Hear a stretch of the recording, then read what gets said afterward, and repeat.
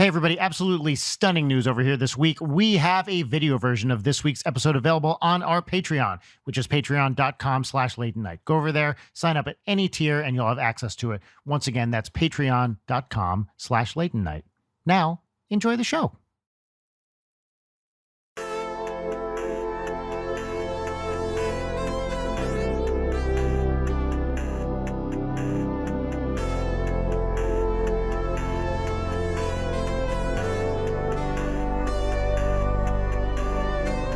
We have to start out by acknowledging the location of our producer here. Jarek, where are you recording this episode from? I'm podcasting today from my bed.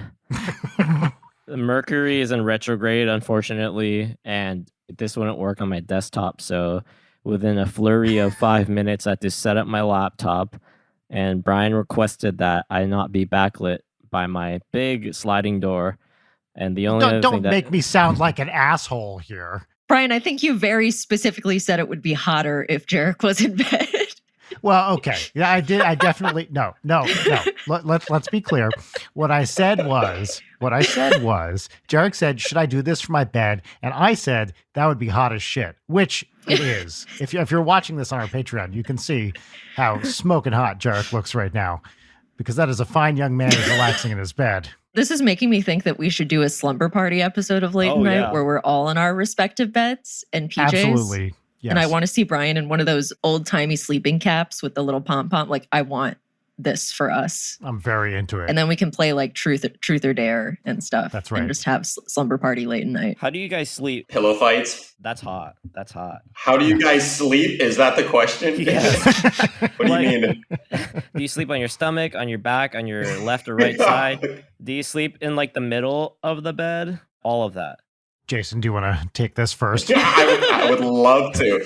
There's nothing I would love more than to take this first. High performance journalism is what's happening here. Yeah.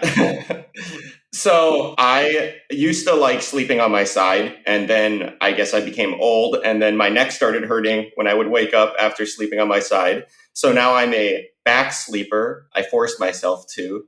I have like one of those pillows with like the curves, because I would have neck problems. Oh, shit, yeah. Yeah, which sucks that happens to humans. But yeah, I have one of those, sleep on my back. And if you're looking at the bed from the foot of it, I'm on the right side. My wife is on the left to the right of me. Mm-hmm. And that's my sleeping setup. It's great. This is something I've been trying to do. So I'm a stomach sleeper, which is real fucking bad for your neck. Interesting. Because you gotta like turn it.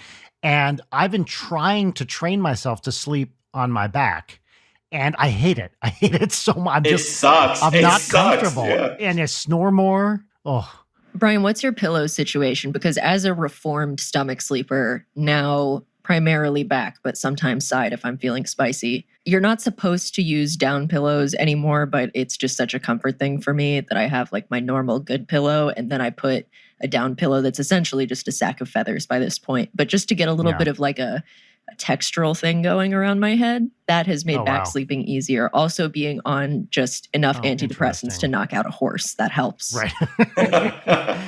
Because of my stomach sleeping, my pillow has to be like paper thin. If I have any kind of big pillow, then it like cranks your neck up, and then you're in hell, because that's really uncomfortable. So I have this like teeny tiny little pillow that I sleep on, but I can honestly sleep without a pillow pretty well because of, I want to be as flat as possible to avoid neck damage. What the fuck?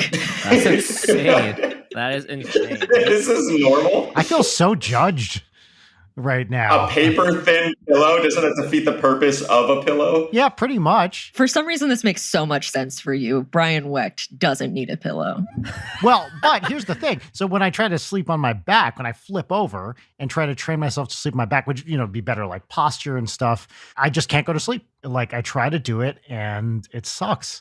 I don't know what to do. I'm at a real crossroads. Oh, the paper thin makes sense then if you're on your stomach. Yeah, right. Because That's otherwise you'd be...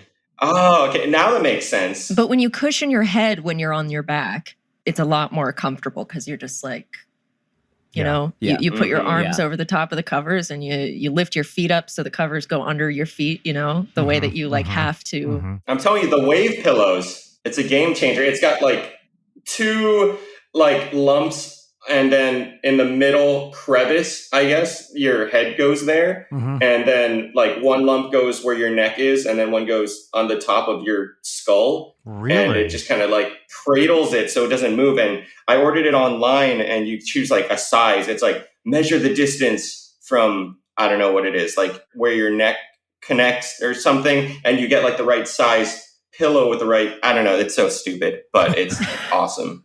Well, it sounds like it's like a little head prison, right? Is that what it is? Yeah. Like, yeah, okay.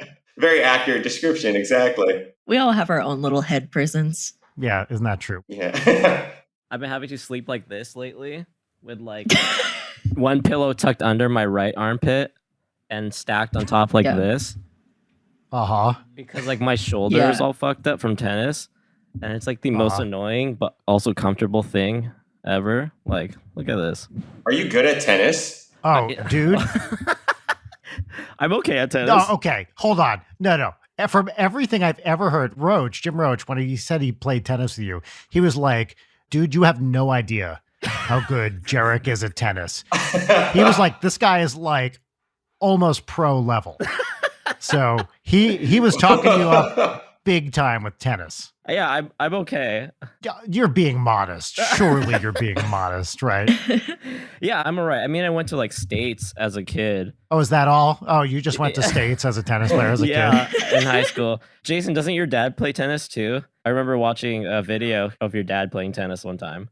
Yeah, my parents were both at one point on the, I believe, like the state champion teams, Sick. gender respectively. Yeah, they still play. My dad is like weirdly good, I guess, because I think I should know how old my father is. I think he's like 62 is a guess. And he plays his students. He's a math teacher. Oh, cool. I know, stereotypical. Yeah, but he plays his students tennis.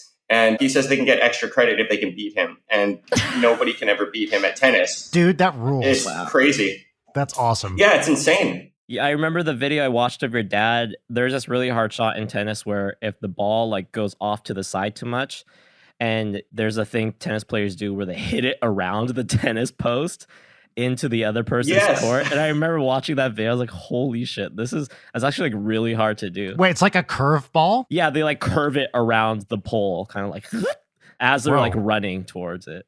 How do you do that? By like putting spin on it with the racket? Yeah, that or like running fast enough to like just touch it over.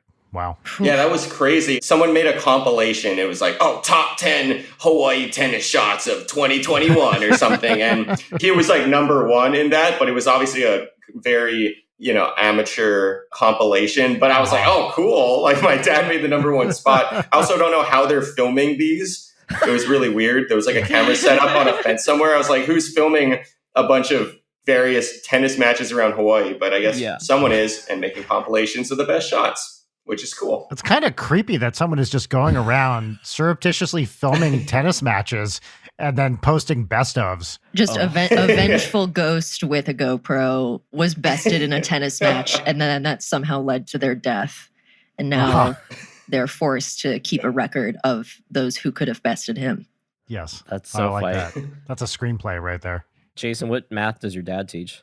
He teaches like the highest level, like honors, pre-calc, and calc classes, which I never got to. I went to high school at the school my dad teaches at, but I pretty much quit math after I finished my basic requirement. And he teaches like the most difficult classes. So apparently they're very difficult, but I wouldn't know. I can only assume. Actually, we're going to introduce the show right here because I do want to get some context here. So everybody, this is Late Night with Brian Wecht. Over here we have Leighton Gray. Oh, that's me. That one was Brian Wecht. What's up? Over in the corner. Oh, we've never done. Our producer is here. Producer, would you care to introduce yourself? Hey, this is Jarek Centeno coming live from the side of my bed that I never sleep on. Amazing. And mystery guest, who are you? Hi, I'm Jason. What is more? Do I need? Yeah. How about your full name and just like a sentence or two about yourself? What do you do? Oh, that would make sense. I'm just an idiot. Yeah. My name is Jason Park. I'm a professional skateboarder / YouTuber, I guess. The YouTube is skateboarding, so I guess it's all just under skateboarder. Yeah. Now, you and Jarek have never met before, right? Wink, Oh, we wink. have. Oh, we've met. Do tell. Well, we met in Kauai, right? Yeah. Like way back. We met in Kauai. There's an old skate park on the south side of Kauai in this like town called Poipu. And Jason and like 3 of his other friends, Micah, Kyle, and Holden, came down from Oahu to enter the skate competition that happened at the skate park, now defunct, called Graceland. R.I.P. RIP. And the way like I like met Jason was because I think I was friends with you on MySpace. Like this is how old. Believe so. Oh Yeah. my And god. I think you Awesome. posted like, "Hey, do I know anybody on Kauai? We're coming down for a skate park competition." And I'm like, "Dude, Wait, me." hold on. Can you just do that voice again? Which that, one? That was great. The hey, do I know anyone in Kauai? You went. The, You hey. adopted a little bit of a voice there. Which, Very accurate impression of me. I Hey, do I know anybody else? feel like you took the form of me. I sound just like that. That's amazing. it honestly was relatively close. It was just a little bit deeper, but I could sense you just put a little stank on it. Yeah. Dude, and I was like in the 7th or 8th grade, and then however old you guys were, Jason. So like the funny thing is I met you guys, Gino, my best friend, and I. I remember Gino, yeah. Yeah, we met you guys at the mall, and we had skated over after like middle school, like after the day was done. And my dad picked us up and brought all of us to the skate park. Yeah. And that was like the first time I ever met you guys.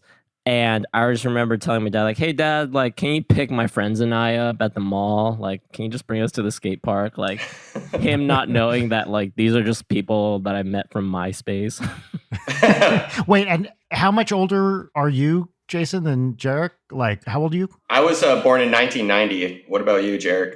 I don't even know how old you are. I'm 26, so I was born in 95. Okay. I don't even know how old my own father is. That's crazy. No, that's a good point. Why would I ask you how much older you are than Jarek when you're not sure your father's age? Yeah. I only know how old I am.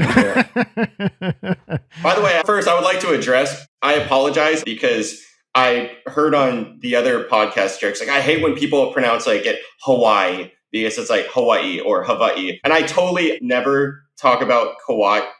And I was just like, oh, I met him on Kauai. And then after that, I was like, holy crap, I'm such a piece of shit. So I'm going to apologize for that. And now we can move on. Thank you. I appreciate it. One of the most cringiest things living in California, I hate when people say pokey. Like, it grinds my gears. Oh my God, yeah. Dude, it's just like meshing styrofoam together. Pronounce it correctly, please, Jarek. How do It's you like pronounce? poke. Poke. Okay. Okay. That's what I've always said. I'm happy to hear that. Yes. The Hawaiian values are pronounced how you pronounce the Spanish values. A, E, I, O, U. Mhm. Oh. So you would say poke, not poke-e. I think I just never say Kauai. So I just freaking boofed it like a filthy Haole. So that was all on me. Yeah. I believe that's the first time on this podcast someone has said, boofed it like a filthy Haole. There's our title for the That's episode. great. Yeah, you know what? That is the title of the episode. Hell yeah. Boofed it like a filthy Haole. It's nice. It's got a nice ring to it.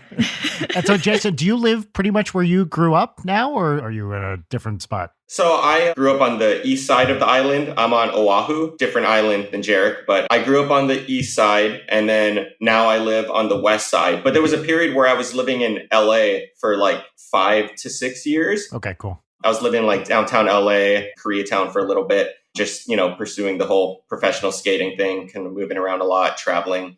And recently, well, I say recently, but it's like 2 years ago at this point, got married, moved back to Hawaii. Now I'm on the west side.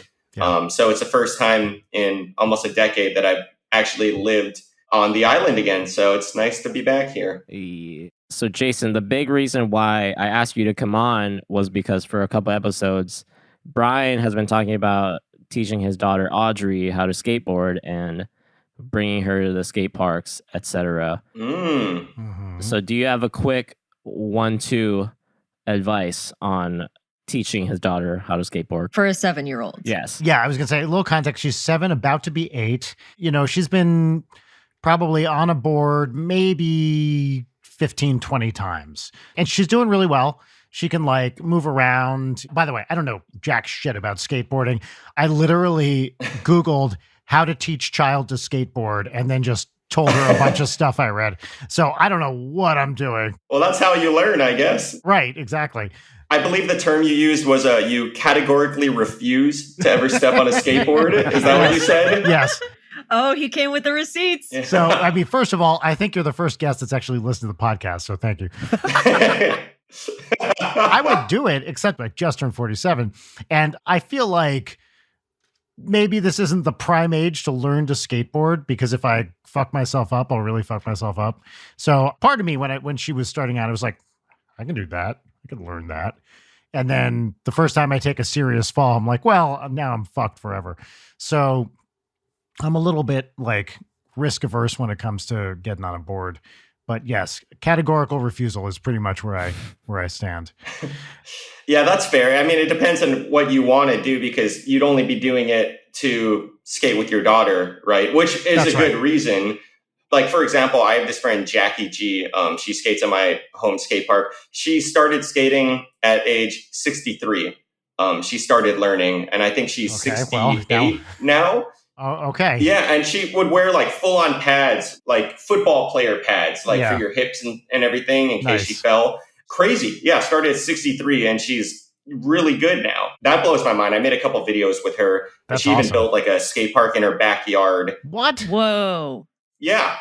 It was crazy because she didn't like all the skate park would get kind of crowded. It's a smaller park that she would skate at. There's like a bunch of kids the parents would drop off on their scooters. It would kind of be a dangerous environment. Yeah. So she just built her own skate park in her backyard. And yeah, it's crazy.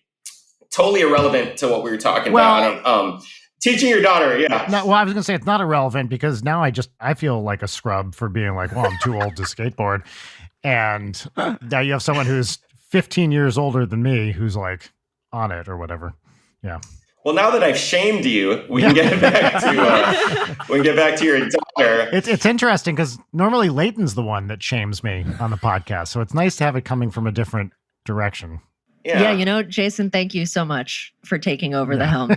Yeah, that's why we're here, right? That's right. From what I've been listening to on the podcast, it's everybody shows up and publicly shames Brian. Yeah, and that's the point of the podcast, right? Publicly shame with Brian Wecht. That's right. Okay, so yeah, kid advice. Yeah. Yeah, I mean, what kind of skateboard did you get her? I think this is a technical term, but it's got a heart on it. Was it from like a Target or like a Walmart or something, like a pre-made setup? Yeah, exactly. Okay, cool. Yeah, it's probably maybe Heart Supply might be the name of that company. But that's cool. That's a good like starting skateboard. That's how I learned, was like a normal cheap complete from, I think, Sports Authority or something. But yeah, I think the main things are just learning to turn, getting comfortable. Right. There's two ways to turn pretty much. You go by leaning left and right and letting the trucks, those metal things under the board, do the turning. And then there's tic-tacking, which is basically where you're lifting up one end of the board, and just mastering those two ways of turning are the best. I don't know if she's past that already. She's just learning to get comfortable with those. Okay. So she can turn by leaning pretty well, and the tic-tacking she's starting to learn how to do. So she's definitely not past it. Yeah.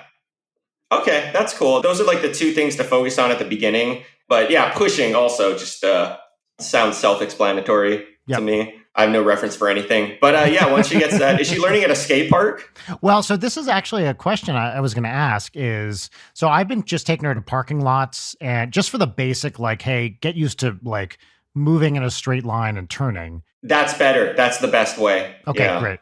So I did take her to a skate park nearby. One thing I want to be very aware of is not fucking with the people who are there, because like, it's mostly like people who know what they're doing. And I don't want to mess with what they've got going on, because I have this little kid who's just getting off the ground, and people are like whipping by in this skate park we went to, and they're doing tricks and stuff. And she can like barely move. And the one we went to was pretty small. So I was curious, like, most people are going to be chill and realize it's a little kid and not worry about it.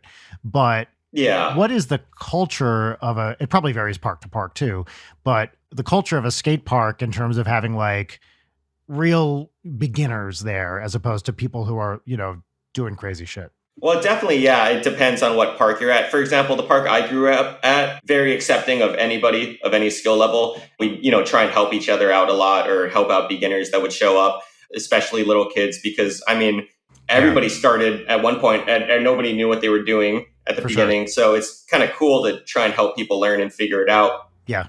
There are, your douchebags that'll just get angry at people that don't know what they're doing, but those are terrible people and we shouldn't worry about them anyway. Yeah. So I think it just depends on the environment. It differs, but in general, I think these days the skateboarding community, from what I've seen, is very accepting and pretty helpful in general. Seems like everyone I know who's a regular skater is like the nicest person I know. Like they're all pretty chill, generally speaking. Me and Jarek, right? Yeah, right. Yeah, you're a jerk. I've spent enough time in California that I know like a bunch of people who are like pretty in skate culture. I'm definitely not myself, but they're definitely all of the like kind people, variety. I'm curious, are there any, this is such a granular question, but are there any particular skate parks, in LA that are like especially good for beginners? So I actually kind of get vibed out even a little in LA sometimes at skate parks, because in Hawaii, I feel like the environment here is a lot less competitive. Yeah. Nobody's really trying to get sponsored or go pro. It's everyone's skating for fun out here.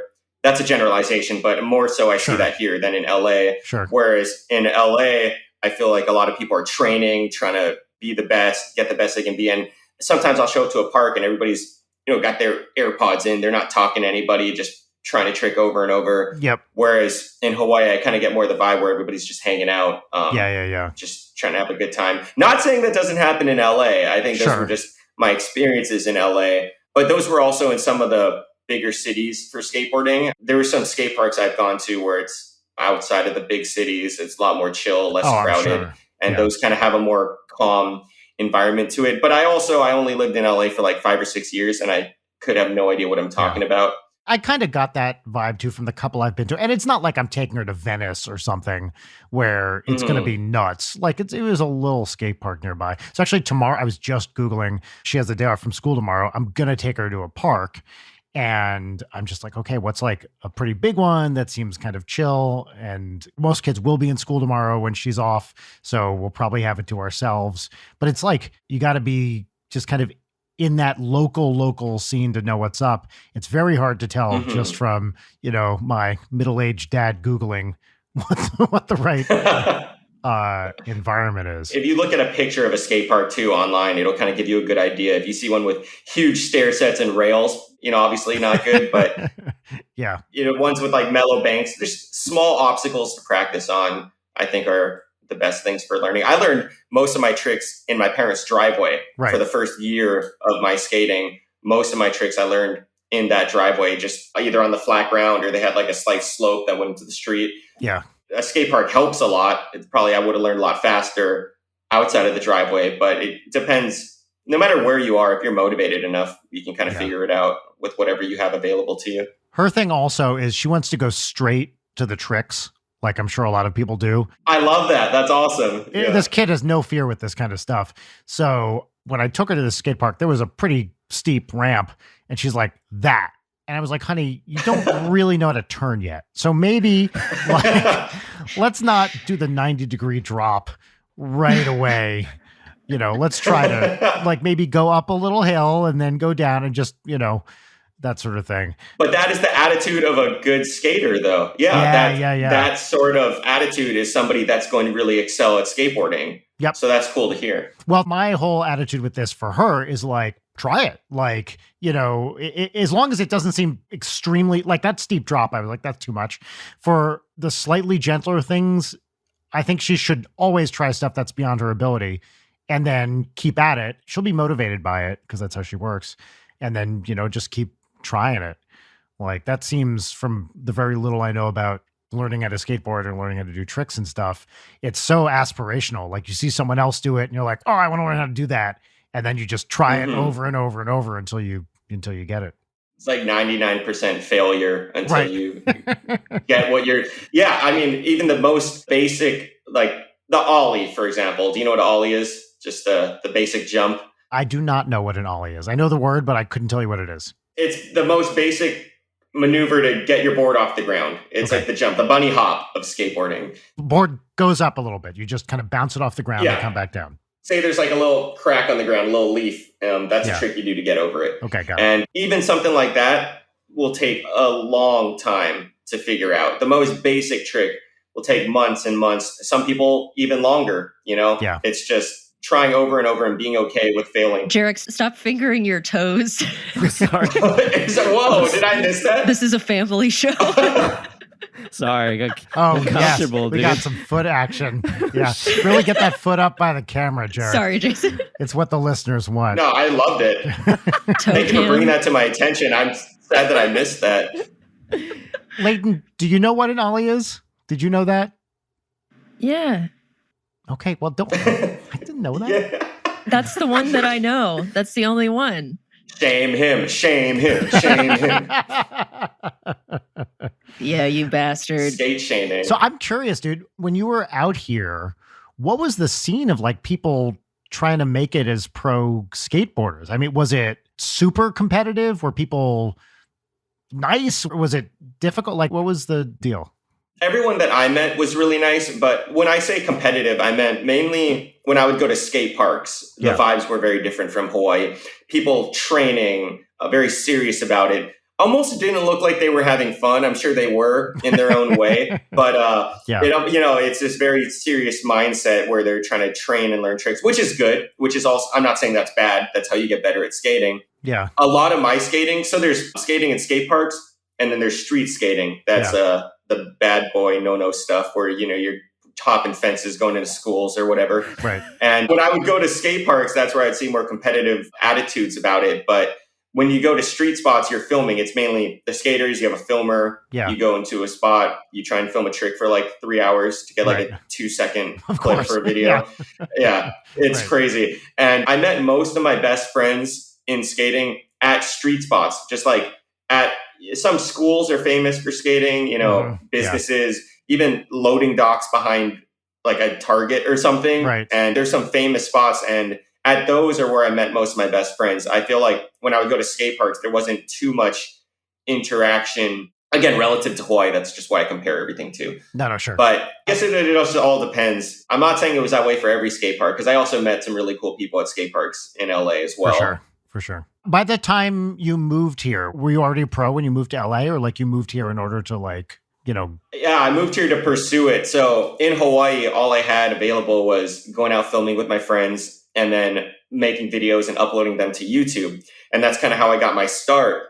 And I picked up some sponsors that way, but not really a whole lot was available to me being separated out in Hawaii. And I basically had a bunch of companies reach out, not a bunch, but a couple. And they were telling me, hey, like, just let us know if you ever move to LA, or if you're ever out here. We'd love to work with you. I had all these opportunities lined up. Oh, that's cool. Yeah, I was pumped, but I couldn't really do anything out here. So one day I talked to my parents about it. I planned it out, and they were cool with it. Surprising Asian parents having their son drop out of college to pursue skateboarding. You think that'd be a nightmare for them. Oh, you dropped out of college to do it. Got it. Yeah, I was in college. I really had no idea what I wanted to do in college. I was just skating every day Sure. and kind of getting my work done to find time to skate and film. Yeah. So I figured, hey, I'm kind of like wasting money anyway, being 100%. here directionless. Yep. Why don't I try this? Also worked at Sears for around 2 years to save up money to move. Nice. Yeah, that That's was- awesome. Terrible time. What department at Sears? So I started in footwear, and I worked my way up to the home bedding area where I had better reception on my phone. So, I was downstairs in like footwear, and I like couldn't mess around on my phone. I had no reception. I was just like deal with shoes, and then worked my way up so I could kind of hide in the back room. Up they had like a little back stock room up there that I could kind of hide in and like play on my phone for 15 minutes before people realized I was gone. Uh-huh. So that was kind of nice. That's the stuff. Yeah. I love that the hierarchy of postings at Sears is based on how good your cell reception is. I think that's In my mind, awesome. it was. Yeah. yeah. And also the corresponding level of body. At the bottom, you've got shoes. At the top, we're coming full circle. Pillows for your head. Oh, there it is. Yeah. Yeah. Folks, I have to go for reasons that I can't say on this show. No. I know, it's tragic. Here, real quick, we're going to play a quick true or false. Okay, about the reasons you have to go. Is it for Uh-huh. foot reasons? I don't think legally I can say. Also, I didn't ask you a true or false question. I realized I completely abandoned my own premise before I even started. You know, my lawyer advised me not to say anything about whether or not this is related to certain foot issues, but I'm not saying that it's not. True or false? What part of the body is this related to? True. You passed. Yes. You're telling the truth, guys. All right, Leighton. All right. Well, Anyway. thank you, as always, for showing up. Thanks. I try. I didn't write anything down for Peaches What's Poppin', but I will say all 3 Leighton nights were in the same room for the Twerp show and Rich Alcoin show last week, and it was pretty fucking great. amazing. And that is all 3 of my Peaches and What's Poppin'. All right. Great. Ooh. Take it sleazy, boys. Jason, so nice to meet you. I can't wait to hear how the rest of this conversation goes. So great to meet you. We're going to miss you, okay? We're going to miss you. But have fun. I feel like I should have like a handkerchief to wave like a boat leaving, except I'm the boat. Are you wearing shorts or are those your like boxers? What are you in, by the way? Because I noticed that earlier when the blanket revealed the bottom half of your body. Something was going on there, and I was curious, and now I'm asking, what's going on? What if I said I was in nothing now? That would be great. Dude, so fucking, I was like stretching in my boxers after I play tennis. I stretch all the time. And there's like this like service box for the internet for my whole apartment complex. And my property manager and this like woman just comes by while I'm like stretching basically in the nude. And I'm like, thanks, man. Like, thanks for the fucking heads up.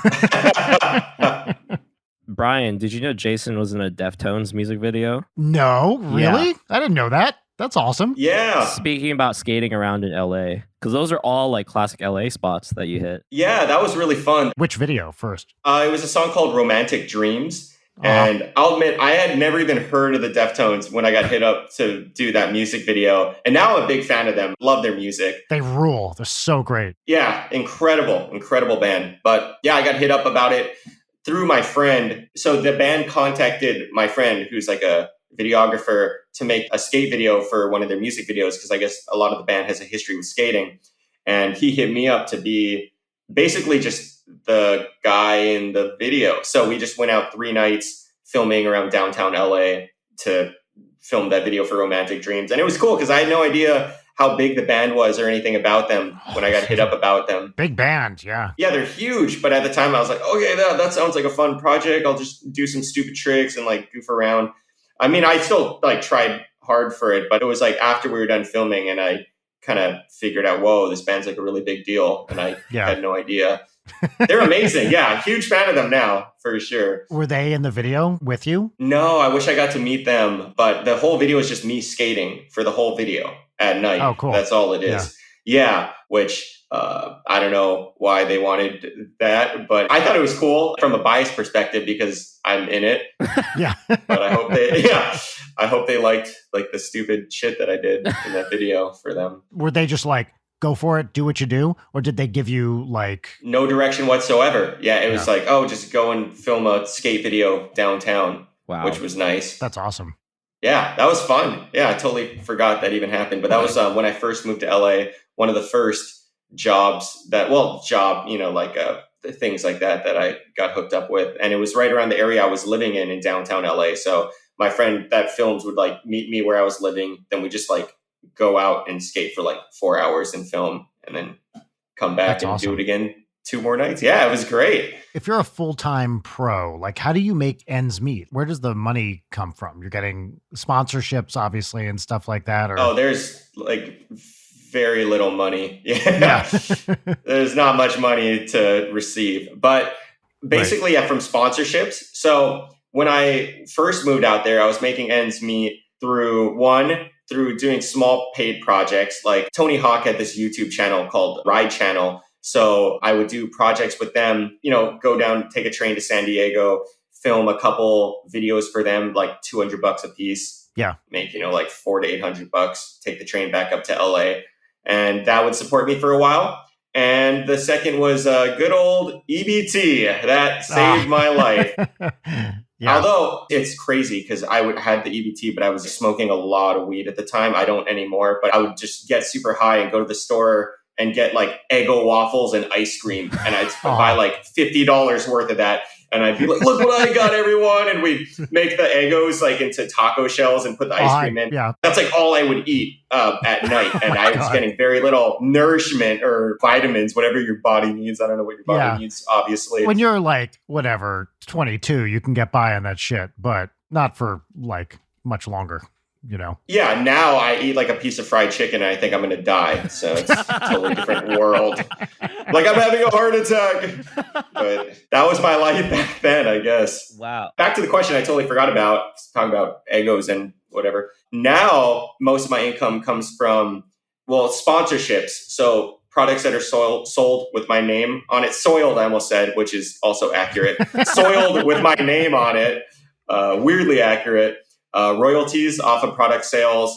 Now a lot of it is social media doing like ads and stuff, brand deals, that sort of thing. Yeah. And since I started doing YouTube, that's also become a significant source of my income, which is not a lot. I don't make a lot of money, but it's enough to pay my mortgage. So that's pretty much what I think about. I'm like, I can pay for electricity and everything. Yeah, totally. So Brian, I feel like Jason entered YouTube in the very OG YouTube days. Like I found Jason's first YouTube channel, Rip Slip Brush Jason. That's the same channel I still use. Is it still? I thought it was Jason Park Subs. Yeah.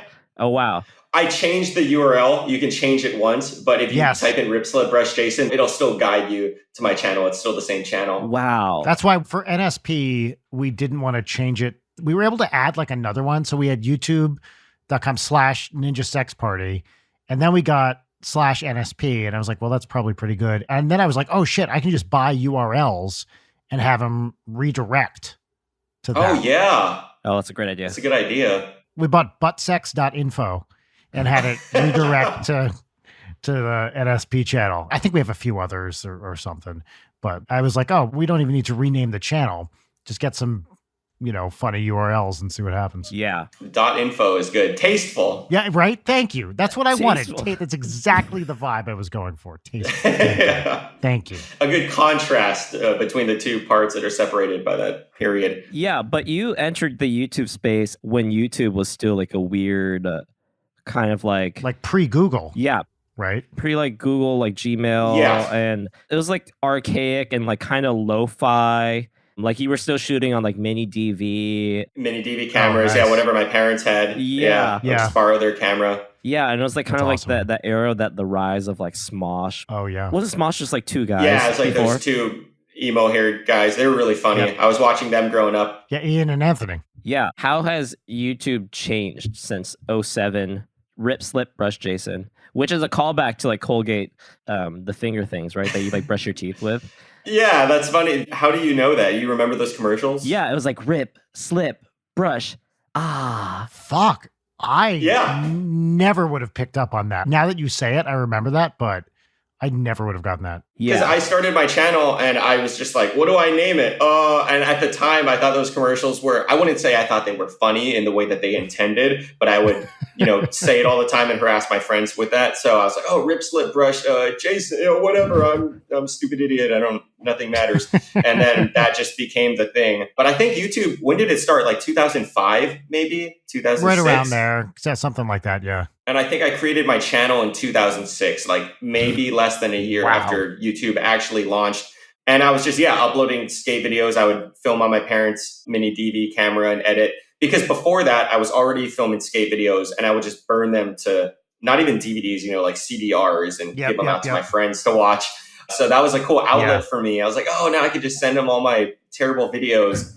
And back then it was just purely for fun. Like now people are making crazy, just these insane lifestyles off of YouTube money. Back then it was just all for fun and videos. People were uploading weird, creepy.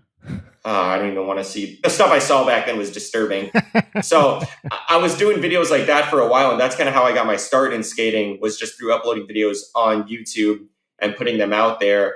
Not really expecting that to happen, but it was mainly just for my friends.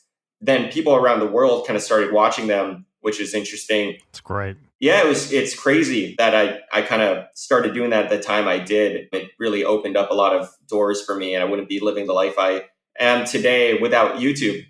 Even as a like full-time YouTuber now, I think you're the person I've talked to who started their channel the earliest. Like, that's really early days for YouTube. It's amazing. Yeah, it's crazy because I didn't realize it at the time. Now I look back, I'll watch, weird documentaries on YouTube channels and they'll be like, oh, they started all the way back in like 2007. And I was like, oh, like I started my channel before that. But at the time, I didn't realize YouTube was going to be this big thing. Oh, I had no idea. I was uploading my videos to weird, I think there were other sites similar to YouTube, but they were like all pretty terrible. yeah. And a lot of it was like uploading your videos to links and having people download them on like message board forums and stuff. Yes. And all this creepy stuff. So YouTube was awesome. They did their job pretty well, what it was supposed to do. It was very effective. And I was like, oh, this is perfect. I can just upload my videos here. Then in 2012, maybe I quit YouTube. I didn't quit, but I went from uploading videos constantly to like, okay, now I'm going to focus on skating. I'm out here in LA. Didn't upload for like a decade almost, maybe like 7 or 8 years.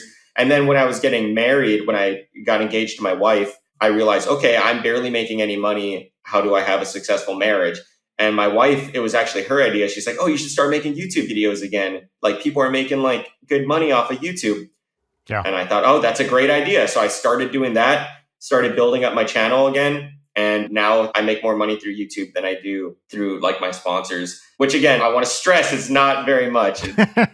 I think about this all the time. Like the career that you have, that I have, it kind of wasn't possible. Like, I don't know, 20 years ago, right? Yeah. I mean, there were pro skaters, obviously, but not like, there wasn't a YouTube culture where you could make money just from your videos. Despite all the incredible bullshit that the internet provides, I think all the time about like, I couldn't fucking be doing this in the late 90s. Yeah. I'd have to be on a label and I wouldn't have as much control over it. All these terrible ideas I have for songs would be floundering, that we wouldn't be able to put them out. Instead, I could have the worst idea possible and just be like, yeah, I'll fucking do that. Sure, why not? And then put it out there for people to see. It's kind of incredible. I remember when we launched the Ninja Sex Party channel in 2009. Oh, wow. Which at the time we were like, well, fuck, we missed the YouTube peak. Like, damn it. It's already crested. I guess we'll get in and, no one will pay attention, but why not? Not knowing that it would just keep going up, up, up, up, up. Yeah. I think Aaron was telling me, or maybe somebody else, there was like a monetization button. Were you around for that, Jason? Or I was listening to like a podcast or something. There's like, oh, I should have monetized this. Oh, I think it was the kid who was like high because he got his wisdoms pulled out. Well, I remember there was a point where they started allowing monetization. Yeah, I don't remember exactly when that was, but there was a point where like, okay, now you can earn money. And that was crazy. That was the game changer. Right. It happened around when I was starting to not focus on YouTube as much. I mean, I was using a lot of copyrighted music anyway, so I wouldn't have been able to monetize it theoretically. But that happened around when I was not focusing on YouTube as much. But that was crazy. It definitely changed a lot of people's lives. And it's like you were saying, like out of all the bullshit that the internet spews out, we've been able to make these careers. It's because we're that bullshit. That's us. I know. It's awesome. It's crazy. So we're the fun bullshit, not the harmful bullshit. Oh, yeah. That's the good side of it. Going back to copyrighted music, Jason, I feel like I owe a lot of my musical taste because of Rip Slip Rush Jason. Oh, shit. Oh, thank you. Yeah.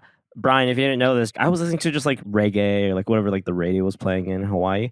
But like I feel like my entrance into indie rock was through Jason's YouTube channel. Oh, no way. That's how I found out about Clap Your Hands, Say Yeah, the Spinto Band, Really? Wolf Parade, Architecture in Helsinki, like all these insane like indie rock bands.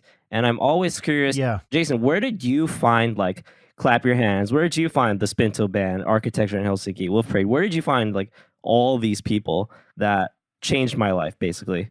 Thank you, by the way. That's really cool to hear. Yeah, that's awesome, dude. That's crazy. Yeah, all those bands I love. I spent so much time on my computer, on the internet, and a large majority of it was just researching music, going down rabbit holes for like 5 hours. Yep. And, back then you don't have Spotify, like, Discover Weekly. It's just going to weird, obscure websites, different MySpaces for obscure bands. It was crazy back then. I remember even talking to, for example, like MGMT. I would like message them when they first put out their first version of Kids, and nobody knew who they were. And I was like, can you send me the lyrics to this song? Because I guess people used to look up lyrics to songs. And they're like, yeah, sure. Thanks for listening to our music. Oh, dude, we used to get those emails all the time. Like, can you send me the instrumental track? Can you send me the lyrics? And when we were first starting out, I'd be like, yeah, sure. Here's the instrumental. Have fun. Wow. Wait. I do remember hearing the first version of Kids on Rip Slip Brush Jason, and they emailed you the lyrics to Kids. I messaged them on MySpace because normally, like, Right. I don't know why, when I liked a song, I would Google search like that song and lyrics, and I'd like read them and try to memorize them because I'm a piece of shit. And then theirs weren't on Google. So I just messaged them. I'm like, can you send me the lyrics, please? And they're like, yeah, sure. Amazing. Holy sh! In hindsight, why would I care about that? Holy sh! Because there was also that stretch there, which was actually pretty long, when it was like, oh, MySpace is where bands hang out, right?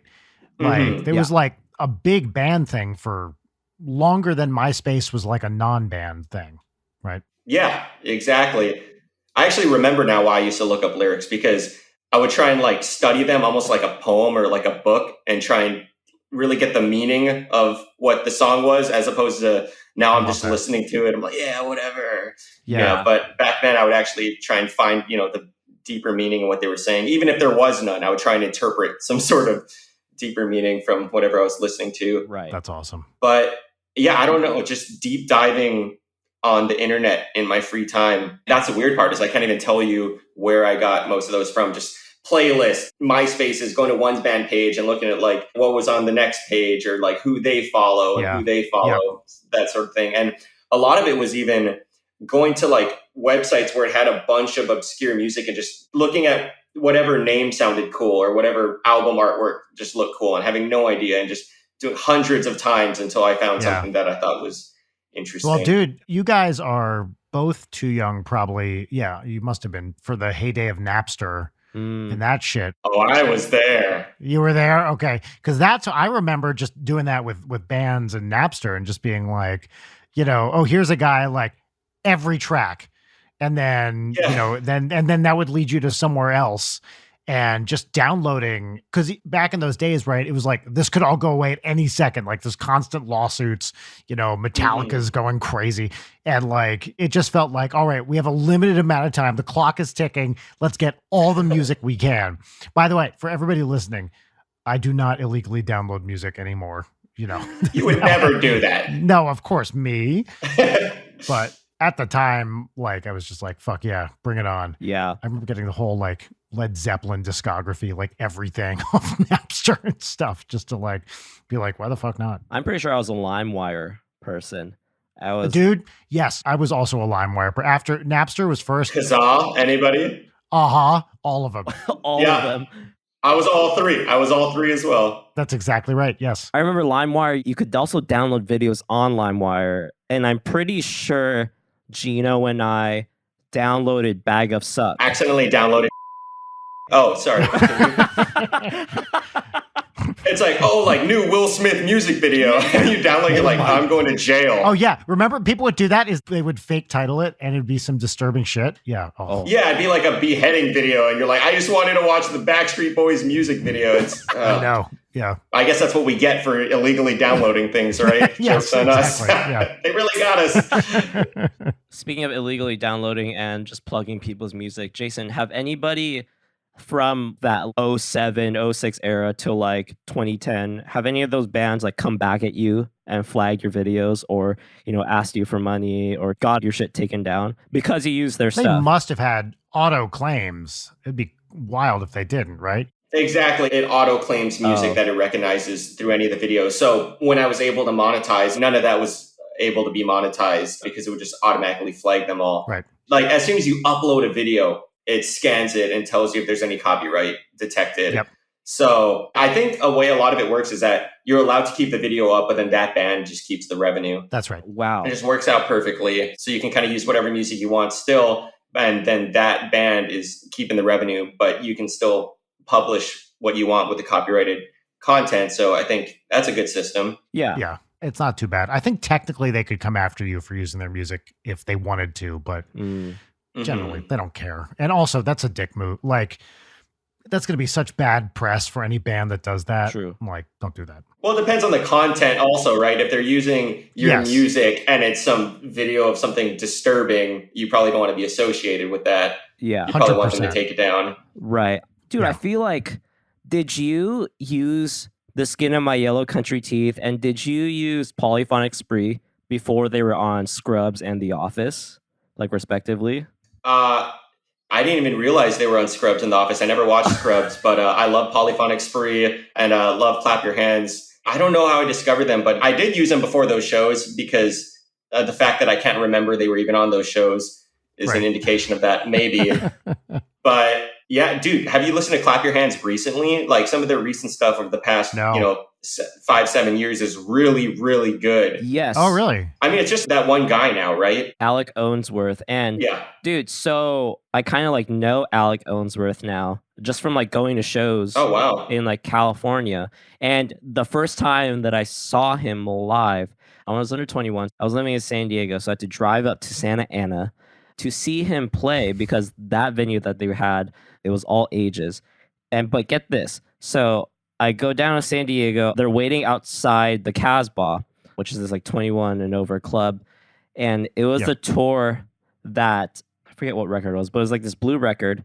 But then they also had Nick Krill from the Spinto Band playing. He's the lead singer of the Spinto Band. No way. Yeah, and so I pull up Awesome. to the Casbah just to like buy a CD from Alec Owensworth. And I'm like, hey man, like I'm a big fan. You know, I've been listening to you since like the Breakthrough record.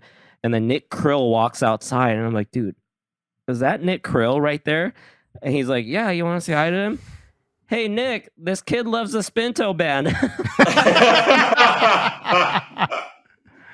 That's great. Yeah, but yeah, Clap Your Hands is still great. I still love that band. I still peek in. Oh, I should check out their recent stuff. I haven't listened to their stuff in like 10 years or something. Dude, that guy is like the epitome of like indie rock still. I don't think he's like signed to any, maybe he has like a UK deal, but I think he's still like self-releasing. What's the indie scene where you guys grew up? I mean, there's obviously bands because there's bands everywhere, but is there like a band you can point to that like came out of Hawaii recently, or not recently, but last 20 years that kind of popped off?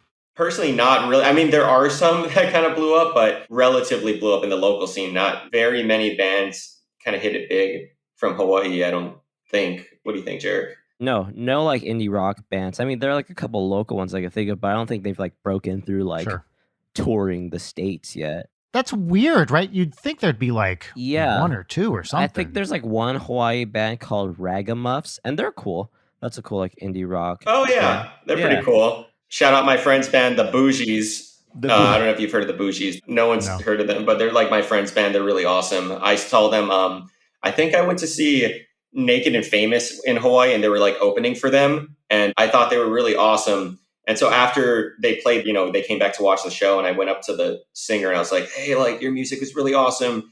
Like you guys are really cool. And he's like, are you the skater? And I was like, I'm like a skater. And so we kind of became friends, and now I use their music in some of my YouTube videos, but they're pretty cool. Oh, that's cool. Yeah. I love it. Just like the local music scene is pretty small. So like It we're is. talking about, not many bands really.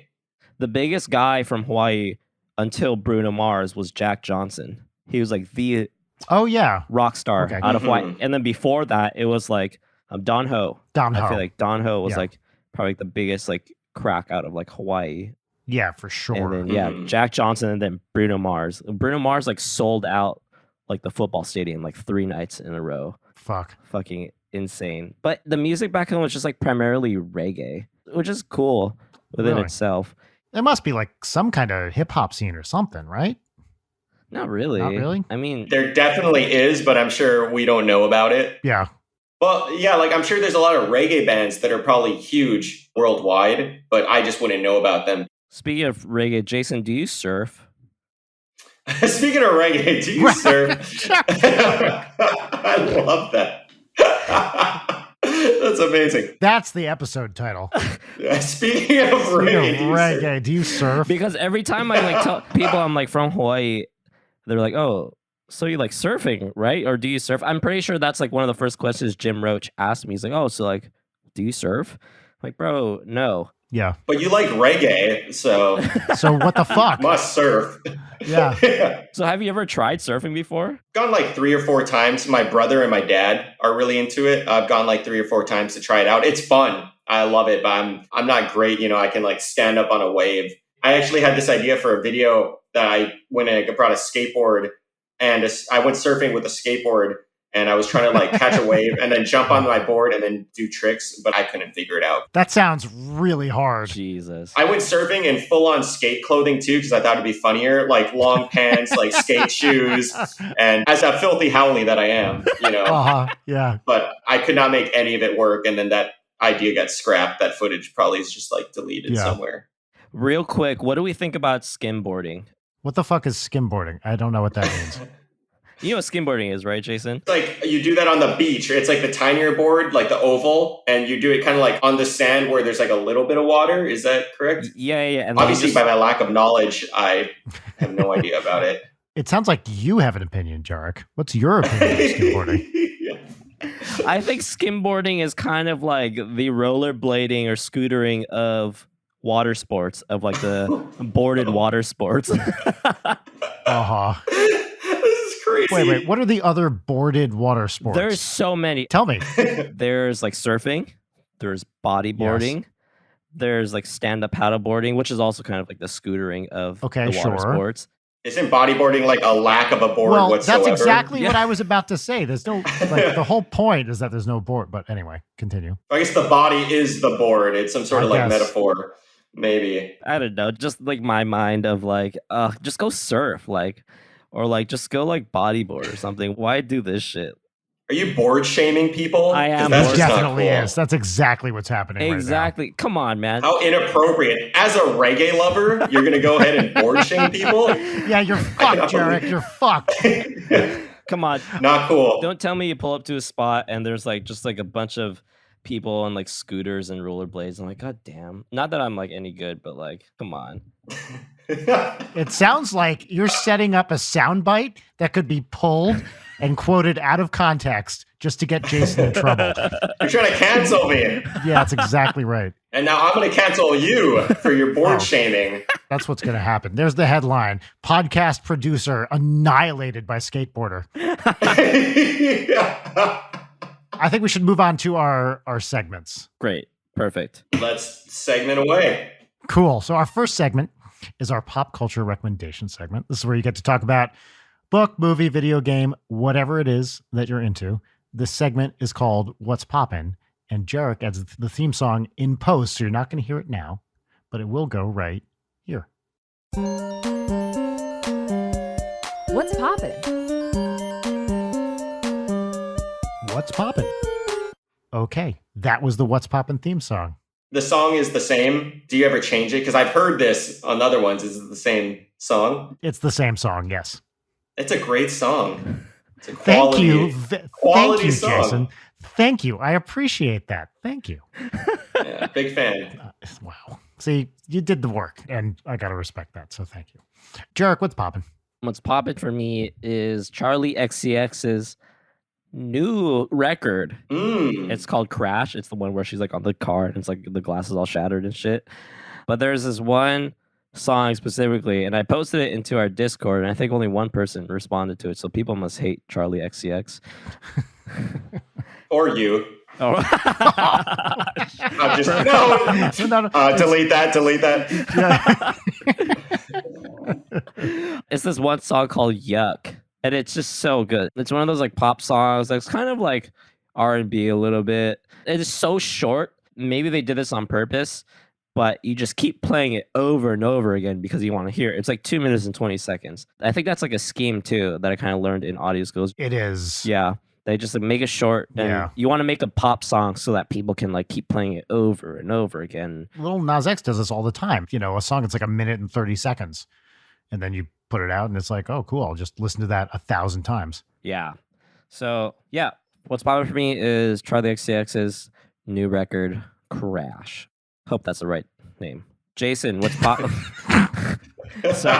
As a reggae lover, it's very brave of you to step out of your boundaries to promote other genres. I think that's really cool. I think we should adopt the, as a reggae lover, comma, what do you think of Blop for a total non sequitur? Like, since you like reggae, you know, what do you think about the PS5? Yeah.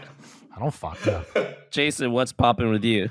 So this is not any new music, but recently I've been listening to a lot of Frida. I think her full name is like Frida Sundamo. I don't know how to say it, but her music is really relaxing to me. So she has like her versions of her songs and then what she calls pure versions, which are kind of more like acoustic, like calm piano versions. Oh, cool. And most nights before I go to sleep, I'll put on a playlist of the pure versions of all Frida's music. I'll put on a game of Settlers of Catan on my phone against two computers. I'll play through a game to 13 points to a playlist of Frida's music, and then I'll go to bed. And that's how I unwind. That's a great ritual.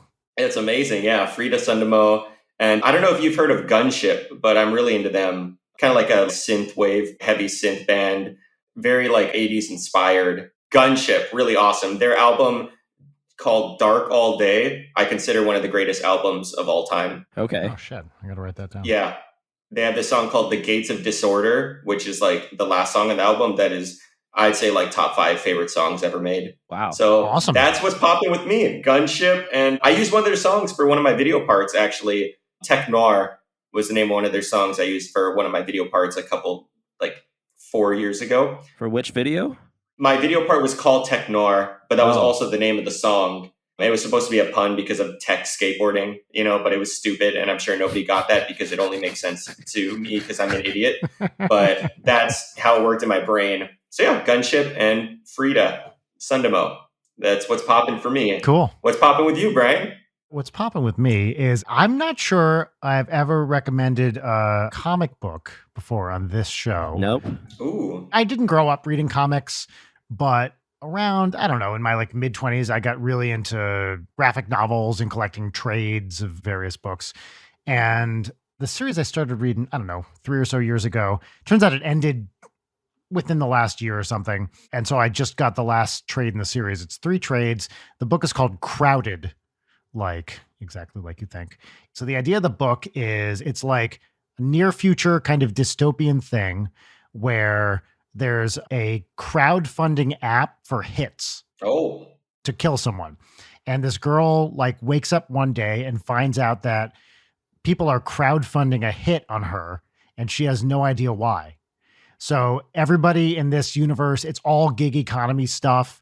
She's like a dog walker / Uber driver / food delivery. He's just picking up money left and right doing these little gig economy things. And so she hires a defender on an app to defend her from the hit, who's this other woman. And basically the deal is if they can ride out 30 days, then the hit is off. And legally, she can't be killed. During this period, if someone murders her and claims the money, it's completely legal. So it's like, that's a kind of dystopian thing. This book, it's nuts. I mean, it's just like super fast paced, really fun art, actually funny. A bunch of it, like a lot of the first trade happens in LA and then they go further afield. It's great. I haven't finished it yet. I'm almost done with the second trade. And it's really, really fun and interesting. And one of the best things I've read in a while. So yeah, Crowded, written by Christopher Sabella. That sounds awesome. So are comics like synonymous with graphic novels? I don't really know the difference. I mean, I used to read like Garfield and Calvin and Hobbes, but I'm assuming it's a very different than that, right? Is it like a different genre? Yeah. So this was like published in comic books, like, you know, typical comic book, you know, like 24-page comics or whatever. Oh, okay. And then you get whatever 6 of those and collect them into a paperback volume. And those are usually called the trades. So the whole run of this book is just 3 volumes of trades, each of which has, I don't know, 6 or 8 comic books in it. So the chapters in the paperback are the different books that were released one by one. Yeah. So it's like a comic book you could buy as a standalone comic book, weekly, monthly, whatever the hell it was, in a comic book store.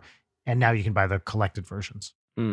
Okay, that's awesome. And immediately after I asked my question, I realized how stupid it was because No. I was like, It very plausibly could have been a graphic novel too. Like they put graphic novels out in volumes too. Could be either. But yeah, this one was released book by book. that sounds awesome. I like that. Yeah, it's really worth checking out. Yeah. It's not a dumb question because when I first heard graphic novels, I thought it was going to be like naked or nudes and like naked characters. So So that's your experience with reading Graphic content. Yeah. yes. Is that true? When you first heard the term graphic novel as a kid, Yeah. you thought it was like graphic content? Yes, exactly. Because that's where my mind, with the word graphic, that's where it goes. It's graphic content. So I love the idea of like, I don't know, 12-year-old Jarek being like, oh shit, I just got a graphic novel. Hell yeah. This Winnie the Pooh story is going to get fucking hot. And then you open it up and it's just like Disney shit or whatever. Yeah. exactly. Should we move on to our next segment?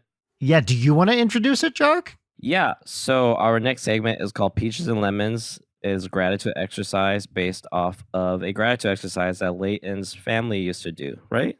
Leighton's family started it. Yeah. I think it was her aunt, maybe. Shout out Leighton. We miss Yeah. you. So 3 peaches are At her foot convention. Sorry. Yeah. Right in her foot content. 3 peaches are good things that happen to you. A lemon is a bad thing. I'm gonna also plug that we have pins for these that Leighton designed. Oh, wow. Look at this. Leighton designs a pin, so check that out at merch.leightonnight.com. Wow. Jarek, look at you. The theme song for Peaches and Lemons goes here. Peaches and lemons. Peaches and lemons. All right, that was the theme song. Cool. Oh, this is another thing that I need to bring up, Jason. I don't know if you noticed this too, and we'll get into the segment, but do you notice that everybody in Hawaii loves to add S's to everything? Oh, what do you mean? Yeah. Give us examples. So people back home love to say Ross's instead of Ross, like the clothing store. Oh, yes. Yeah. Wait. What? Ross? What's yeah, Ross? What Ross, is like the department store, the clothing store. Oh, I see what you mean. Yeah. Oh, it's so much more than just clothing, Jarek. And this is okay. It's like people who say Barnes and Nobles, right? Instead of Barnes and Noble. Yes, exactly. I feel like that's just like a regional Hawaii thing. So that was the thing I thought about today is the addition of making everything plural. Is the thing that made you think of that peaches and lemons? Yes, because I just said peaches and lemons. Peaches and lemon. Which is what it should be. Yeah, Yes. totally. All right, who wants to tell their lemon first? I can go first. So, as I'll talk about my peaches in a few minutes here, I took a trip last weekend back to the East Coast, and the end of that trip was going to be hanging out with a bunch of college friends, like people I haven't seen in a long time, tacked on an extra day to see my buddy's new house and like hang out with some buds I don't get to see. And then the morning that I was driving out there, he texts a picture of a COVID test and he's like, guess what? And he's totally fine. He actually was able to get Paxlovid, which is great.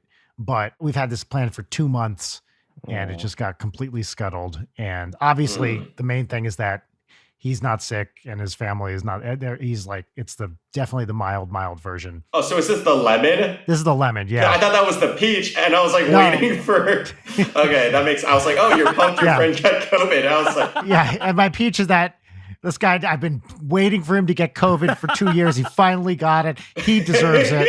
Like, Oh, this is the Yeah. lemon, he says. yeah, I thought it was the peach. I guess I just totally heard wrong at the beginning. I was like, this is the weirdest peach. Like, where's this going? yeah. Oh, that's great. That makes way more sense. Anyway, the reason it's not a disaster is because he's not that sick. It's just a bummer that, we had to like cancel the whole thing. And, he's got to like isolate himself for a little bit. But I've been talking to him and checking in and he's totally fine. It's just like, oh, well, that extra day didn't quite happen. Yeah. That's my lemon. That's unfortunate. Yeah, that's a bummer. I can go next. Sure. As you all know, listening, Late at Night was in the same room for the first time ever since I started producing it. We were all in the same room Yeah. for the Twerp show. I saw that picture. Great photo of you guys, by the way. Very stoic expressions. That's what we do. Yeah. So we also see Rich O'Coin, and I met him at the merch line. I bought a shirt. I was like, hey, like, I want this shirt in a medium. He's like, oh yeah, this is like my Joy Division ripoff shirt. And I'm like, dope. Hell yeah. He's like, oh, you know what? This is the last medium. Sick. Fuck yeah. And so I'm like waiting outside, you know, because I want to try to go say hi to the twerp guys, but unfortunately it didn't work out. And so out of nowhere, it just starts dumping in LA. Dumping rain. Fucking Yep. insane. And I looked at the weather app, it's like 100% rain. I'm like, you're fucking kidding me. It starts dumping rain on you, and you have to check the weather app to make sure it's going to rain. You're like, what percent of this is supposed to happen? Well, as a reggae lover, he's pretty into checking the weather app. Yeah. Well, Classic reggae stereotype. Yeah. well, as a reggae lover, I wanted to see how long this rain was going to last, you know? So I'm like, fuck, okay, it's going to go for like 2 more hours. So I book it to my car because the Telegram, they're like kicking everybody out and pushing everybody into the rain. So I book it to my car and I put Rich's shirt in like my coat pocket. And then I have my sunglasses in my breast pocket. So I'm pulling up to my car and I'm running, and then my sunglasses fall out of my breast pocket and into the water that's flowing down the street. And I'm like, fuck. God. Oh my God. I stick my hand into the water like I'm grabbing a fish out of the river. And I'm like, okay, fuck, I'm fucking soaked. So I get in my car. And I'm like, all right, it's okay. I got this Rich shirt that I'll just change into. And the Rich shirt is gone. Oh, God. No. It's nowhere to be Oh, dude. found. And it's not like I parked super far away. I literally parked around the corner of the Telegram ballroom. Oh, my God. And I walked it back and forth like twice in the rain, fucking getting soaked more. And I guess somebody just like stole my Rich Alcoin shirt. Oh, fuck, dude. That sucks. Oh my gosh. So if you're listening and you have my size medium Rich Alcoin shirt with the Joy Division design, I would like it back, please. Thank you. Gosh, as a reggae lover, that must have been devastating. Oh. I mean, Rich Alcoin, one of the best reggae artists of our time. So, That's right. Yeah, notoriously. gosh. Jason, what's your lemon? Lemon time. Okay. So next month, I'm going to Korea with my wife for 2 months. Oh, nice. Yeah, my wife is from Korea, and we're going back because she owns a business up there and she has to change offices. So we're going to be doing a bunch of that sort of stuff. Well, she is. I'll be skateboarding, I guess. So I do YouTube, right, full time. I'm putting out like multiple videos every week. And I do all the editing on the computer that I'm talking with you guys on, my iMac. And when I travel, I have a MacBook. And it's terrible. And every time I try to edit on it, I always encounter like these glitches and like it's slow. Oh, and yeah. I can't like time anything because it's just an awful computer. I bought it for editing purposes. Like I read the specs and I looked it up and they're like, oh, that should be fine for editing, but it's not. And it does a terrible job. Oh, no. And it makes it like twice as long to edit anything. So that computer will be what I will be forced to edit with for 2 months while I'm in Korea, which I'll be able to get it done. But like I said, every video is going to take probably around realistically like 50% longer to edit than it would. Oh, my God. What a pain in the ass. It is, yeah. So there's my lemon. That's going to be a bummer. But I'll also be in Korea eating a bunch of food. So that'll hopefully That's awesome. deflect some lemonage. Have you been before? Yeah, I've been to Korea. I think I've only been up there once. I went for 2 weeks to visit my wife before we got married. And I was like, I don't know if it's like too much time up there, if that's weird. After 2 weeks, I didn't want to leave. So I extended my stay. I changed my flight for a month.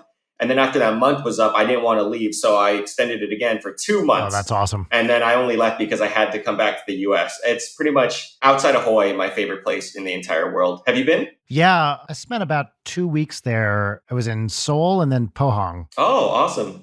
Yeah, because I was lecturing because I used to be a scientist. And so I flew into Seoul and then took a train to Pohang. And that's where I spent most of my time there. It's like there's a big, like technical university there. But yeah, dude, I had an incredible time. It was so much fun. Just great food, like one of the best food trips I've ever taken. Mm-hmm. Seoul is just this just a huge city full of basically everything. I saw some of the touristy shit, but most of the time I just spent like walking around, taking the subway or the metro, whatever it's called there. And yeah, I loved it. I had a great time.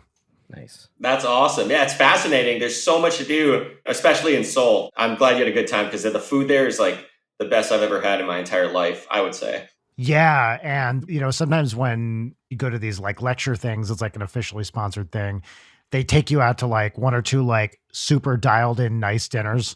And those were, stuff that you wouldn't afford by yourself, but it's like, they're trying to treat the guest lecturers to like a fun thing. And that was awesome. Going to these like real fancy places all in Pohang. Nice. And it was awesome. Oh, that sounds incredible. But yeah, I'd love to go back. And that was like 15 years ago or Wow. something now. It was a long time. What I remember is it was like January, February. And I remember landing and checking into my hotel and just looking out in the streets of Seoul. And I was super jet lagged. So like the time is all fucked up just as like the snow is falling and there aren't many cars out. And it was like this incredible like scene. I was like, oh shit, yeah. It's relatively rare, at least for me, that I'm traveling in a place when it's snowing, because that's usually the off season, right? Mm-hmm. And it was just like, oh, this is awesome. Like I'm in a place and this isn't like the touristy time to be here. It's snowing and it's this beautiful, amazing, huge city. I was going to say January, February, it must have been really cold out there. It was really fucking cold. Yes. Yeah. It was really, really cold. But it was interesting to like, definitely not everybody spoke English. It was easy enough to like get basic shit, but definitely could not just walk into a place and assume that people would know what I was talking about, which I don't do when I'm traveling in another country anyway. But the first night I was there, I remember going into a restaurant and literally there's just writing on the wall, no pictures. I just like sit down and point at something and they're like, that? You want that? And I was like, I can't communicate with you and I don't know what anything is here. So let's go with that. And they bring out one of those like enormous meals that's probably for 4 people. Yeah. But it was fucking awesome. And I was hungry and I loved it. But yeah, it's the only time in traveling where I've just pointed at something I don't understand and been like, please bring me this and we'll hope for the best. That's incredible. Well, as a reggae lover, it sounds like it's your time to return to Korea. Sounds like it's been too long. When you were there, were you in Seoul or somewhere else? We were staying maybe like 40 minutes outside of Seoul, but we would still go into Seoul like quite often to do things and, skate, check things out. And this time we're staying, it's in Seoul, not like the main busy part, but it's near 2 major metro stations. So we can get around pretty easily. Nice. I mean, we explored a lot though. We went to like all different areas of Korea, which is huge. So obviously there's still many places we need to go to, but that's one of the things I love about it too. You can just go there and so many areas are so completely different than the others. Yeah. It feels like an entirely different country. And it's easy to get around by train. Just take all the train wherever you need to go. And it's like totally different places. Train system is incredible down there. It's just so efficient. So yeah, I'm excited to go there. I mean, it started as a lemon and then I just got all excited about that. But there was a negative in there. I swear there was a negative. That's right. Should we move on to some peaches? Yes. Yeah, we got 3 each. You want to go first, Bri? Sure. Okay, peach number 1. The reason I went on a trip this weekend is I went out to Bethlehem, Pennsylvania, which is an old steel town I'd never been to before. There are a couple colleges, universities nearby. And we were running a live version of this game show that I co-created with some of the guys from the Skeptic's Guide to the Universe and George Robb, who are people that have been on the show before. And we were just trying it live and it was fucking awesome. It was a 2-part event. The first half is George's funk band, did 7 songs where like George breaks it down. He's like, listen to the horn part here. And this is really cool here. And this band was like tight as hell and just crushed. And then we did our game show afterwards and it was fucking great. It was a new town I hadn't been to before, got to see some friends and, just like 3 days total in and out, but had a great time. Nice. You already said it, Jerk, but I'm going to say it because it was such a big peach, was that you and me and Leighton were all in the same room for the first time. It was so great to see that show with you guys and just all be hanging out. Yeah, it was a lot of fun. Yeah. And my last peach is today, the day we're recording this, April 26th. There's a new book out by AJ Jacobs called The Puzzler, which is about puzzles and shit. But as part of the book release, they're doing a massive online puzzle hunt. And I have been helping not write the puzzles, but like test solve them to make sure, that they work and give comments on them and stuff. Oh, wow. Yeah, it's really fun. Like I'm a huge fan of AJ Jacobs's work. and got pulled into this through a mutual friend who actually, coordinated all the puzzle stuff. But it's this online puzzle hunt. Like the first person to do them all can win 10 grand. So it's just like a prize. Oh, crazy. Yeah. And you need a passcode to start the puzzle hunt, which is hidden in the introduction of the book, which you can get for free. So you don't even have to buy the book to do it. It's like you can look it up and just try to figure out the passcode and get into the site. And then they put out puzzles like, I think it's once every weekday starting on May 3rd until someone solves the whole thing. Wow. Oh, that's so cool. I love that. Wow. It's really fun. These puzzles, I had them like spread out all over here because I've been working on them. They're really good. I can take no credit for writing them, but they're fucking really well designed and fun puzzles. Hell yeah. Oh, I got to check that out. I love puzzles. That's so cool. I love that kind of thing. Yeah, it's rad. All right, those are my peaches.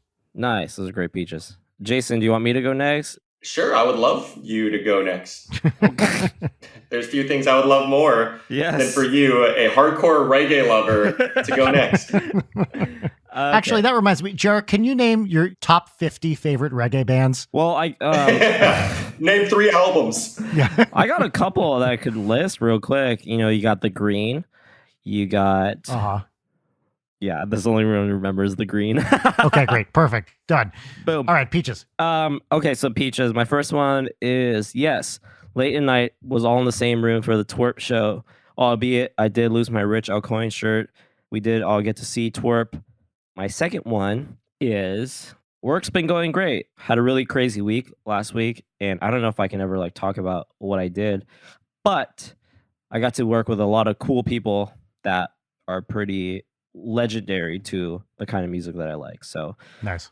And then last one is we got Jason Park on Late at Night. Hell yeah, we did. Sorry that this isn't the 9 Club, but we got you. We got you here on Late at Night, and it's such a dream because you're like one of the biggest people who have influenced my life. So thank you. Wow. I don't think I would be the same person if it weren't for finding you on YouTube and connecting with you. So dude. That's awesome. That's awesome. That makes me so happy. I'm so happy to be here. I mean, I'll save it for my peaches, but that makes me really happy because I'm pumped to be here. And Brian, to meet you and hang out with Jarek again. Yeah, it's great to meet you, man. Yeah, this is awesome. Yeah, so thank you for that peach. When was the last time you guys saw each other in person? At the barracks. At the barracks, and this is even more full circle. So like early 2010s, there was these group of guys from Arizona. They made these videos called A Happy Medium. And I was like, dude, this is fucking sick. And then it was still prime rip slip brush Jason, 09, 10. And I was like, holy shit. These are massive worlds, literally apart, but they're doing the same kind of skateboarding. It's just very loose, casual, but it was just fun. It wasn't serious, sport skateboarding. It was skateboarding for fun. And last time I saw Jason, A Happy Medium had done installment number 5. Was that what it was? Yeah, 5th video. So they did A Happy Medium 5, and a bunch of the guys, including Jason, were at the barracks for the screening. The barracks is like a skate park in LA. Indoor private park. Yeah. And Jason, this is crazy. Jason, you had a small part in 3 or 4, right? A small cameo. But this time, Jason had his own fleshed out, his full part in A Happy Medium 5. And that was the last time I saw Jason was pre-pandemic. End of 2019, I believe. Yes, that's when the last time I saw him. It was for this screening. Super full circle. Nice. Yeah, so A Happy Medium, that was the 5th installment that I finally had a part in. When the first one ever came out, first Happy Medium, I was watching that in Hawaii. I ordered the DVD, binge watched it every day for months. It was my favorite video ever. Then Happy Medium 2 came out. Watched that way more than anything else, any other form of media I've ever consumed in my life. That's my favorite skate video of all time. And I've watched hundreds, probably even thousands of skate videos. And to this day, I think the best skate video ever made. So when I moved to LA and they did the 3rd installment, they were having a premiere in Arizona. My friends and I, of course, we had to make it because they're my favorite videos of all time.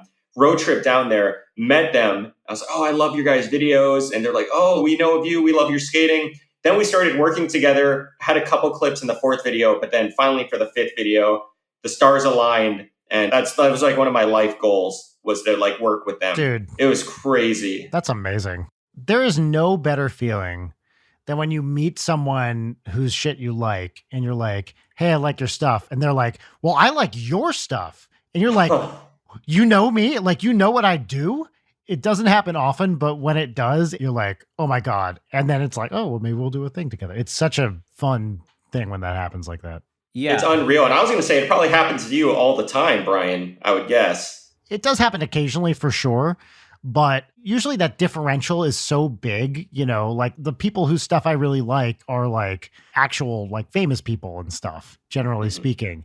And they don't know shit about YouTube or whatever. It does happen occasionally, but generally speaking, it's like hard to find someone who's kind of right in the same sort of scene enough to like to know what we're doing with NSP. I hear you saying, yeah, like you and I feel like we relate on a lot of levels. We're like a specific niche within a niche of a scene. So I actually completely understand what you're saying. Absolutely. And then every once in a while, you meet someone at a thing and you're mutual fans, and then you exchange info and start working on shit together. Every once in a while that happens. And that's so fucking great. Oh, hell yeah. Brian, real quick, and then we'll move on. Have you ever heard of that artist called Radical Face?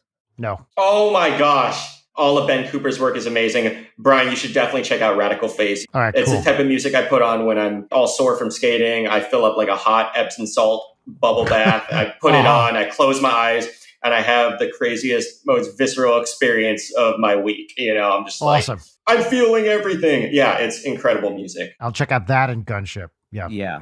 Yeah, oh man. But yeah, the O'Shea brothers, they've been using Radical Face in their movies since like installment 1. Right? I believe. Those are the filmers of the Happy Medium. Yeah. Yeah. Since the second video. Oh, the second video. Okay. So Radical Face came to the 5th one. And yeah, just got to meet him. That's rad. Just more full circle. Anyway, yeah, Jason, what are your peaches? By the way, that's true. That was the first time I had ever met Ben Cooper of Radical Face. He's been a huge inspiration to me throughout most of my life. So yeah, that was crazy. I totally forgot about that. Yeah. Anyway, peaches. First, peach is, so my life dream was always to own a place where I could have a mini ramp in my backyard, like a skate ramp, a mini ramp. And as of a couple months ago, maybe like 2-3 months ago, I just had a mini ramp built in my backyard. Nice. Yeah, it's crazy. We just got this house and I was like, hey, I got to get a mini ramp built in the backyard. Contacted this company, Keen Ramps. Shout out Keen Ramps. They make like the best skate ramps in the US, maybe anywhere. But I loved them for a while and they offered to give me a discount in order to help promote them through videos and stuff. And so I was able to afford it, mailed everything down, got it built, and boom, I can officially say I've accomplished probably my biggest life dream, which was to like have a place and have a mini ramp in the backyard. So that was like a crazy feeling to me, which I think to most people wouldn't really mean a lot, but to me was something I wanted my entire life. So that's a major peach for me. That's great, dude. Congratulations. Thank you. For some people, it's whatever. But for me, I was like, oh, man, I've like my whole life is built up to this. Yeah. Second peach, being on this podcast has been really awesome. It's been great to see you, Jarek, and meet you, Brian, and Leighton as well. Yeah, you too. So, yeah, I'm like really pumped to do this. It's been really fun. Also, to watch Jarek finger his toes on the camera from the upward looking angle was as equal parts disturbing and inspiring. So that was nice. And deeply erotic as well, of course. Highly erotic, above all else. Erotic. You're welcome. And it made me think, Leighton was saying, because she brought it to our attention. She's, like you're fingering your toes on camera. And it made me think, fingering your toes, like fingering, it's weird how it's like fingers, it's like a noun, but also a verb. And it also made me think of like, would the reverse work? Like you're toeing your fingers. Yeah. You know? It doesn't seem like it, right? Yeah. I don't think so. But you hear fingering, I mean, I don't know how often, but situationally, you hear that term. Maybe Jarek more than the average person as a hardcore reggae lover. Yeah. That's right. But yeah, being here on this podcast, hanging out with you guys, that's a nice peach. It was a very happy experience for me. So thank you for having me. Hell yeah, dude. Thank you for working it out, Jarek, making this happen too. What a pure soul he is, you know? Jarek is just the purest of souls. Aw. I was saying this to Jason Jerk before you got on, but like we've known each other for, it's like 4 or so years now, right? Something like that. 3. 3? Yeah. Okay. Well, 3 or 4 years. Fine. I was going to say something nice until you brutally corrected me. No, dude, you're just the best. And it's such an honor to do so many fun things with you. So Thanks. Likewise. thank you for being in my life and being a part of this podcast because you rule. Likewise, man. Thank you. Thank you, dude. And Jason, yeah, it's been so awesome having you here. I'm sorry Layden had to jump off early, but we really appreciate you taking the time to be here today. And, this was awesome. Yeah. Yeah, I'm pumped. Did you do your last peach? Was that 3? Mini ramp being here in toes. Okay, that sounds good. I understand Layton had her foot convention to go to, which is very That's important. right. Yeah. But yeah, toes is definitely that'll be a good third peach. Sweet. Possibly the most Perfect. important. I think so, at least to the viewing public. I should say to everybody listening to this, if you want to see those bad boys, get on the Patreon because that's where this video is going to live. Yeah. You get some up close and personal Jarek foot action. Jason, where can people find you online? My most commonly used outlet, I guess, would just be Instagram. I just toss whatever garbage that's going on in my life on there instantly, at Jason Park Sucks. Cool. But most importantly, I guess, would be my YouTube. That's what I put, I guess, my most effort into, my YouTube channel, which you can reach at Jason Park Sucks, or as we've discussed, Rip Slip Brush Jason in the URL. But yeah, just my YouTube videos, been doing those YouTube videos every week. Instagram, I don't really use anything else. I have like a TikTok and a Twitter. I don't really use those. Yeah, those are where to find me, I guess. Cool. Jarek, do you want to take us out? Yeah. Thank you so much, Jason. This is awesome. Thank you so much for hanging out with us, taking the time to be here. And it's such a pleasure, a treat to have you.